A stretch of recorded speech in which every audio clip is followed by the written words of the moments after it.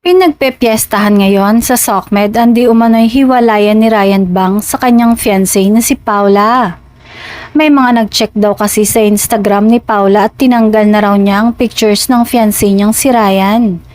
Pati raw yung engagement post ni Paula ay wala na rin.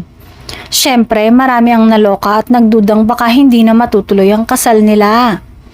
May isang malapit kay Ryan ang tinanong pero ayaw niyang magkomento pa.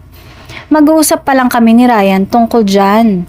Wala siyang sinasabi sa akin. Nakita ko rin lang ang mga post sa SOCMED. Chika nito. Pati si Kim Chu nakasamahan ni Ryan sa It's Showtime at malapit sa South Korean TV host comedian ay tinanong din.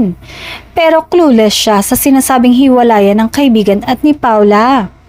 Ay, hindi ko alam say lang nito. Hindi maikakailang matibay na samahan ni Kim at Ryan sa harap at likod ng kamera. Sa mahabang panahon nila magkasama bilang mga host ng It's Showtime. Sa mga panayam, inamin ni Ryan na si Kim ang isa sa mga taong agad niyang nilapitan at pinagkatiwalaan nung nagsisimula pa lamang siya sa showbiz. Katulad ng isang tunay na kapatid, palagi raw siyang handang tulungan ni Kim at bigyan ng payo.